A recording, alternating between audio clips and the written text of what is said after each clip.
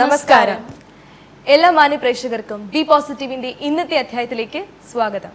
മലയാളത്തിൽ 25 വർഷം പൂർത്തിയാക്കിയ ഇന്നലെ എന്ന മൂവിയെ പറ്റിയുള്ള ഒരു ചെറിയ ചർച്ചയാണ് ഇന്നത്തെ ബി പോസിറ്റീവിലെ എപ്പിസോഡ്, അല്ലേ? തീർച്ചയായും ഹൃദയ, എനിക്ക് തോന്നുന്നു നമ്മൾ മലയാളികൾ ഒരുപാട് സ്നേഹിച്ച ഒരു പത്മരാജൻ ചിത്രമാണ് ഇന്നലെ. ഈ ചിത്രത്തിൽ അഭിനയിച്ചിരിക്കുന്നത് ജയറാമേട്ടൻ, സുരേഷ് ഗോപി സാർ, ശ്രീവിദ്യ മാം, അതേപോലെ ശോഭന ചേച്ചി. ശോഭന ചേച്ചിയുടെ കഥാപാത്രം എന്ന് പറഞ്ഞു കഴിഞ്ഞാൽ നമ്മുടെ മനസ്സിൽ ഇപ്പോഴും തങ്ങി നിൽക്കുന്ന ഒരു നല്ലൊരു ഓർമ്മയാണ്, അല്ലേ? തീർച്ചയായും. അതിൽ ശോഭന ചേച്ചിയുടെ ഒരു അമ്നേഷ്യ ബാധിച്ച ഒരു വിമന്റെ ക്യാരക്ടറാണ് അതിൽ ചെയ്തിരിക്കുന്നത്.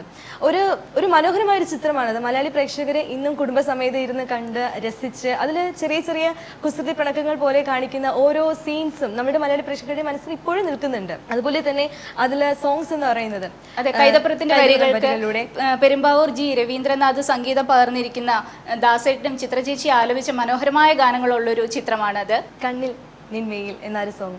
അത് ശരിക്കും പറഞ്ഞാൽ നമ്മൾ പ്രേക്ഷകർ ഇടയ്ക്ക് മൂളിപ്പാട്ട് പോലെ പാടുന്ന ഒരു സോങ് ആണ്. ഞാൻ അതിൽ രണ്ടുപേരും പാടാം. കണ്ണിൽ നിന്മേൽ ഓർമ്മപ്പൂവിൽ ഇന്നാരോ പേലിയൊഴിഞ്ഞു, പൊന്നോ പൂമൊട്ടോ വർണ്ണത്തിലോ നിൻ ഭാവം മോഹനമാക്കി. കണ്ണിൽ നിന്മേൽ ഓർമ്മപ്പൂവിൽ ഇന്നാരോ പേലിയൊഴിഞ്ഞു, പൊന്നോ പൂമൊട്ടോ വർണ്ണത്തിലോ നിൻ ഭാവം മോഹനമാക്കി. വളരെ നന്നായി പാടി ഹൃദയ. നല്ലൊരു പാട്ടാണ്, എനിക്ക് ഒരുപാട് ഇഷ്ടമുള്ള ഒരു പാട്ടാണിത്. ഏതായാലും നമുക്ക് നമ്മുടെ ആദ്യ സെഗ്മെന്റിലേക്ക് കടക്കാനുള്ള സമയമായി. നമുക്ക് കാണാം ശുഭസംഗീതം.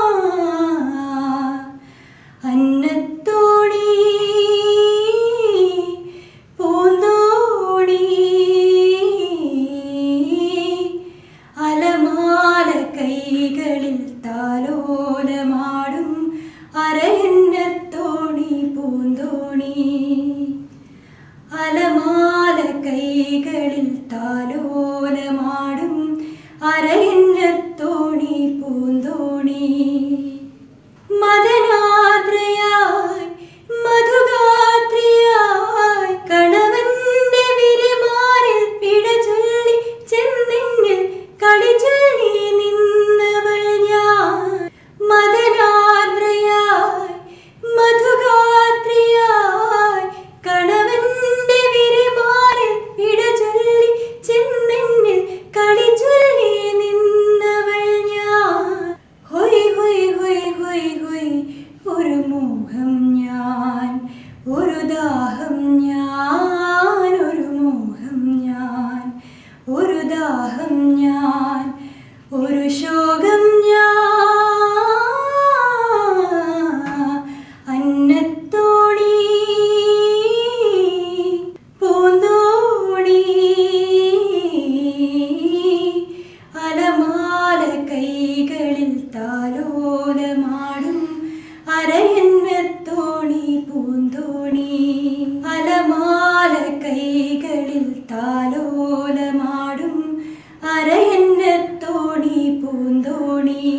ഒരു രാത്രിയിൽ പ്രിയമാനസൻ കരകാണാ കടലിൽ നിന്നളവില്ല നിധിവാരാൻ അരയുന്ന തോണിയിൽ പോ. ഒരു രാത്രിയിൽ പ്രിയമാനസൻ കരകാണാ കടലിൽ നിന്നളവില്ല നിധിവാരാൻ അരയുന്ന തോണിയിൽ പോയി. ഹൃദയ, ഇന്നത്തെ ദിവസത്തിന് ഒരു ചരിത്ര പ്രാധാന്യമുണ്ട്. അതായത് 1940 ജൂൺ 22-ന് ഇന്ത്യൻ സ്വാതന്ത്ര്യ സമര സേനാനിയായിരുന്ന സുഭാഷ് ചന്ദ്രബോസ് ഫോർവേഡ് ബ്ലോക്ക് എന്നൊരു പുതിയൊരു പൊളിറ്റിക്കൽ പാർട്ടി രൂപീകരിച്ച ദിവസമാണ്. അതായത് കൽക്കട്ടയിലെ പൊതുസമ്മേളനത്തിൽ വെച്ചാണ് അദ്ദേഹം ഈ ഒരു ഫോർവേഡ് ബ്ലോക്ക് പാർട്ടിയെക്കുറിച്ച് അദ്ദേഹം പരസ്യമായി പ്രഖ്യാപിക്കുന്നത്. അതുപോലെ തന്നെ ശരിക്കും ഇത് ഇന്ത്യൻ നാഷണൽ കോൺഗ്രസിൽ നിന്ന് തന്നെ ഉത്ഭവിച്ചിട്ടുള്ള ഒരു വിപ്ലവ രാഷ്ട്രീയ പാർട്ടിയായിരുന്നു ഇത്. അപ്പോൾ ജൂൺ 22 എന്ന് പറയുന്നത് നമ്മളെ ഇന്ത്യയുടെ സ്വാതന്ത്ര്യമായിട്ട് ബന്ധപ്പെട്ട ഒരു ചരിത്ര പ്രാധാന്യമുള്ളൊരു ദിവസമാണ്. അതുപോലെ തന്നെ ജൂൺ 22 1994 ജൂൺ 22 ഒരു ദിവസത്തിൽ മറ്റൊരു പ്രത്യേകതയുണ്ട്. അത് ഒരു ഫിലിം ഇൻഡസ്ട്രിയായിട്ട് റിലേറ്റ് ചെയ്തിട്ടുള്ളതാണ്. തെന്നിന്ത്യൻ ചലച്ചിത്ര വ്യവസായത്തിൻ്റെ പിതാവെന്നറിയപ്പെടുന്ന LV പ്രസാദ് സാർ, അദ്ദേഹം മരിച്ച ദിവസമാണ് അന്ന്. സോ അത്തരത്തിൽ ഒരു ചരിത്ര പ്രാധാന്യം കൂടി ആ ദിവസത്തിനുണ്ട്. ഇത്തരത്തിലുള്ള ചരിത്ര സത്യങ്ങളെ വിരൽ ചൂണ്ടുന്ന അടുത്ത സെഗ്മെന്റിലേക്ക് കടക്കാം. നമുക്ക് കാണാം ചരിത്രത്തിൽ നിന്ന്.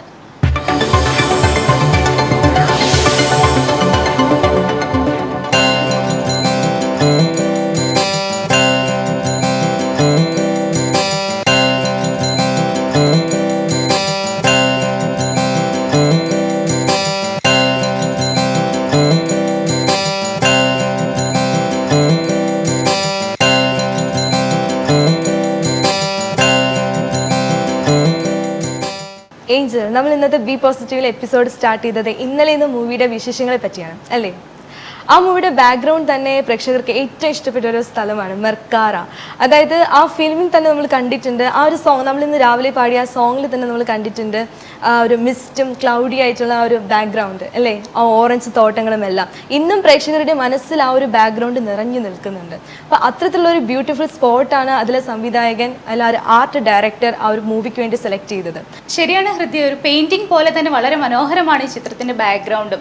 ഏതായാലും വരകളിലൂടെയും വർണ്ണങ്ങളിലൂടെയും കടന്നു പോകുന്ന ഒരു സെഗ്മെന്റ് ആണ് അടുത്തത്. നമുക്ക് കാണാം മൊപ്പസാൻ വല്ലത്ത് അവതരിപ്പിക്കുന്ന വർണ്ണലോകം.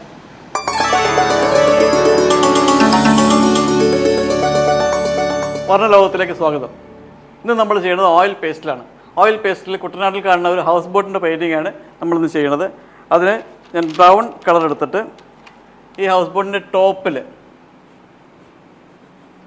ഹൗസ് ബോട്ടിൻ്റെ ടോപ്പിൽ ഇങ്ങനെ ബ്രൗൺ കളർ കൊണ്ട് അടിച്ചു കൊടുത്തിട്ട് ടോപ്പ് മുഴുവൻ നമുക്ക് ബ്രൗൺ കളർ അടിക്കാം. ഈ വഞ്ചിയുടെ ഭാഗവും നമുക്ക് ബ്രൗൺ കളറിൽ അടിക്കാം. ഇത് കഴിഞ്ഞിട്ട് ബ്ലാക്ക് എടുത്തിട്ട് ഈ ഹൗസ് ബോട്ട് ഒക്കെ ഒരുപാട് കുട്ടനാട് ഭാഗങ്ങളിൽ കാണാം. ഇപ്പോൾ ഭയങ്കര ഒരു കൾച്ചറായിട്ടുണ്ട് കേരളത്തിൻ്റെ ഒരു അല്ലെങ്കിൽ ആലപ്പുഴയുടെയൊക്കെ കുട്ടനാടിൻ്റെയൊക്കെ ഒരു കൾച്ചർ എന്ന് പറയുന്നത് ഈ ഹൗസ് ബോട്ട് കൂടി ചേർന്നിട്ടാണ്. അപ്പോൾ അങ്ങനത്തെ ഒരു ഹൗസ് ബോട്ട് നമ്മളിപ്പോൾ ചെയ്യണത്. അതിന് ബ്രൗൺ കളർ കൊടുത്തിട്ട് നമ്മൾ കംപ്ലീറ്റ് ബ്രൗൺ കളർ കൊടുത്തിട്ട് ഇതിങ്ങനെ മിസ്റ്റിൽ ലയിച്ച് പോണ ഒരു തരത്തിലുള്ള ഒരു പാറ്റേണിലാണ് ഞാനിപ്പോൾ ചെയ്യണത്. ഇത് ഓയിൽ പേസ്റ്റിലാണ്. ഓയിൽ പേസ്റ്റിൻ്റെ ഒരു പ്രത്യേകത എന്ന് വെച്ചാൽ ഇതിൻ്റെ മിക്സിങ് എല്ലാം നമ്മൾ സാധാരണ വാട്ടർ കളറ് അക്രിലിക്കൊക്കെ ചെയ്യുമ്പോൾ ഓയിൽ കളറൊക്കെ ചെയ്യുമ്പോൾ സാധാരണ പാലറ്റ് വെച്ചിട്ടാണ് മിക്സിങ് നടക്കുന്നത്. പക്ഷേ ഇതിപ്പോൾ മിക്സിങ് നമ്മൾ ചെയ്യുന്നത് പേപ്പറിൽ വെച്ചിട്ട് തന്നെയാണ്. അപ്പോൾ അതുകൊണ്ട് കളർ കറക്റ്റ് നല്ലൊരു ധാരണ ഇല്ലെങ്കിൽ ഇത് പൊളിഞ്ഞു പോകും. അപ്പോൾ അങ്ങനെ ഇത് കുറച്ച് നാൾ ചെയ്ത് കഴിയുമ്പോൾ കറക്റ്റ് കളറിനെ പറ്റിയുള്ള ധാരണ നമുക്ക് കിട്ടും. അതാണ് ഇതിൻ്റെ ഒരു പ്രത്യേകത. ഇത്രയും ചെയ്ത് കഴിഞ്ഞിട്ട് നമുക്ക് യെല്ലോ ഓക്കർ കൊണ്ട് പതുക്കെ ലയിപ്പിച്ചെടുക്കാം.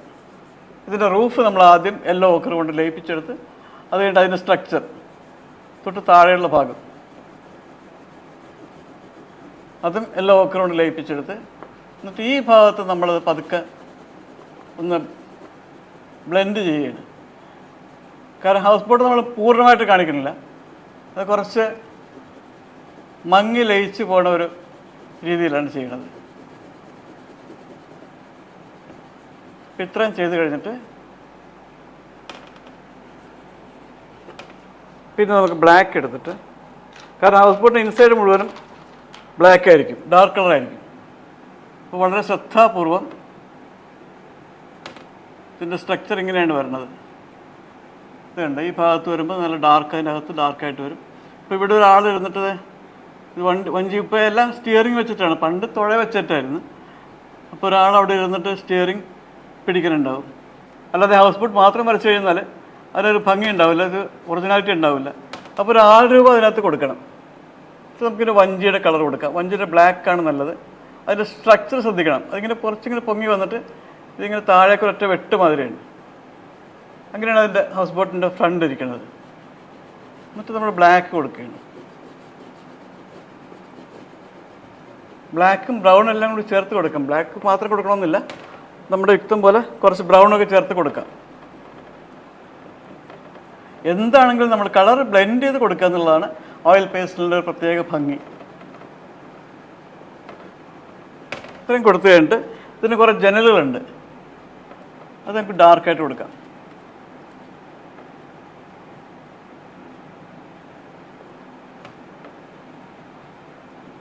അത് ഡാർക്ക് കളറിൽ ബ്ലാക്ക് കൊണ്ട് ചെയ്യണം. കുറച്ച് അമർത്തി പ്രഷർ കൊടുത്തിട്ട് വേണം ചെയ്യാനായിട്ട്. ബ്ലാക്ക്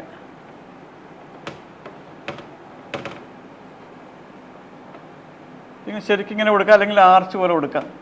അതെങ്ങനെയാണ് നമ്മുടെ ഭംഗി ഇഷ്ടം പോലെ കൊടുക്കാം.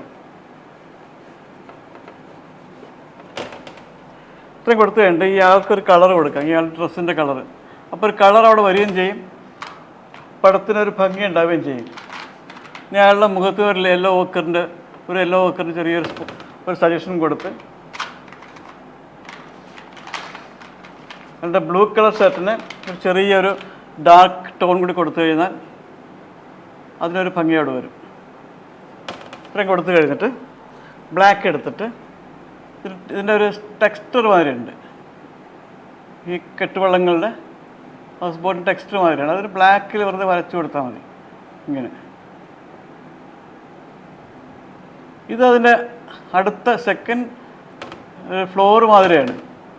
അപ്പോൾ അതെല്ലാം നമ്മൾ ശ്രദ്ധാപൂർവം ചെയ്യണം, കാരണം അതിന് ഈ ഫീച്ചേഴ്സ് ഒന്നും നഷ്ടപ്പെടരുത്. നമ്മുടെ പെയിൻറ്റിങ്ങൊക്കെ ചെയ്യുമ്പോൾ അതിൻ്റെ ഫീച്ചേഴ്സ് നഷ്ടപ്പെടാതെ നോക്കണം. ഇത്രയും കൊടുത്തു കഴിഞ്ഞിട്ട് അതിന് കുറച്ചൊരു ബ്ലൂ, ഇങ്ങനെ പതുക്കെ കുറച്ച് ബ്ലൂ ഈ ഭാഗത്തേക്ക് ഇങ്ങനെ ചെയ്ത് കൊടുക്കുക.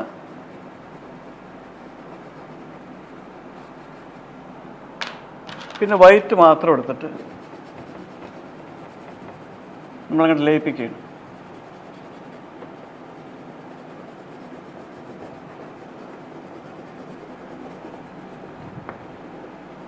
ശരിക്കും സമയമെടുത്ത് വൈറ്റ് ലയിപ്പിച്ചെടുത്താൽ നല്ല ദൂരേക്ക് മങ്ങിപ്പോണ ഒരു ഫീൽ നമുക്കത് ക്രിയേറ്റ് ചെയ്യാൻ പറ്റും. അതാണ് അതിൻ്റെ ഒരു പ്രത്യേകത.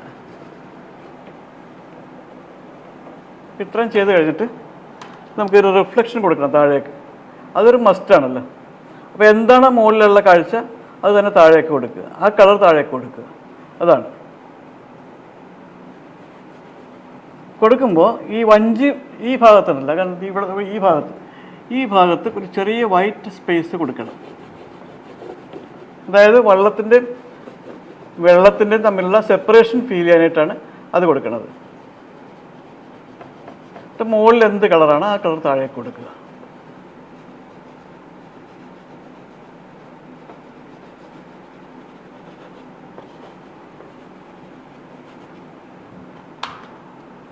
ബ്രൗൺ കൊടുക്കണം.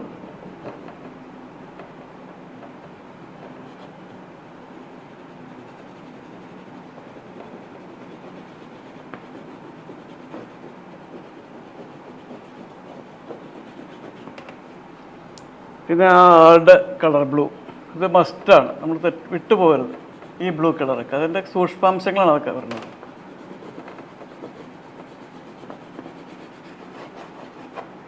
ഇങ്ങനെയാണ് വളരെ പെട്ടെന്ന് ഒരു ഹൗസ് ബോട്ട്, അതും ഓയിൽ പേസ്റ്റിൽ ചെയ്യണ രീതി.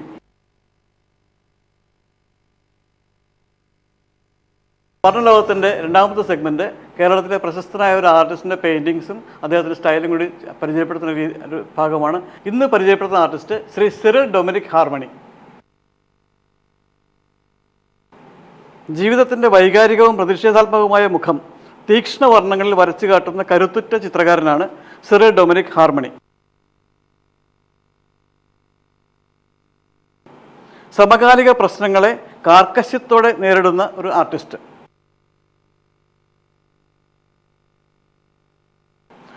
1954 ആലപ്പുഴയിൽ ജനിച്ച സിറിൽ ഡൊമിനിക് പ്രീ ഡിഗ്രി വിദ്യാഭ്യാസത്തിന് ശേഷം കേരള ഫൈൻ ആർട്സിൽ നിന്നും ചിത്രകല അഭ്യസിച്ചു.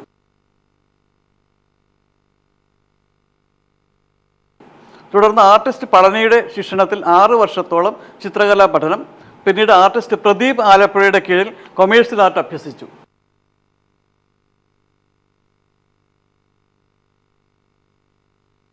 കേരള ലളിതകല അക്കാദമിയുടെ സഹായത്തോടെ 2015 Cyril Dominic one man show നടത്തിയിട്ടുണ്ട്.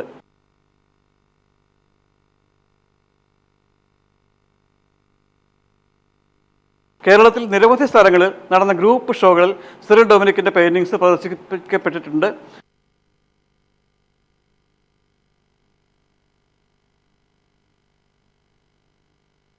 ലളിതകല അക്കാദമിയുടെ ഉൾപ്പെടെ നിരവധി സംഘടനകൾ സംഘടിപ്പിച്ച ചിത്രകലാ ക്യാമ്പുകളിൽ സിറിൽ ഡൊമിനിക് പങ്കെടുത്തിരുന്നു.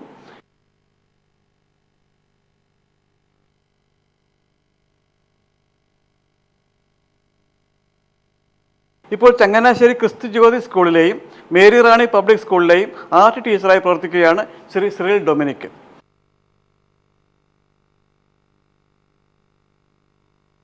ആലപ്പുഴ ഹാർമണി ആർട്ട് ഗ്രൂപ്പിന്റെ ചെയർമാൻ കൂടിയാണ് സിറിൽ ഡൊമിനിക്.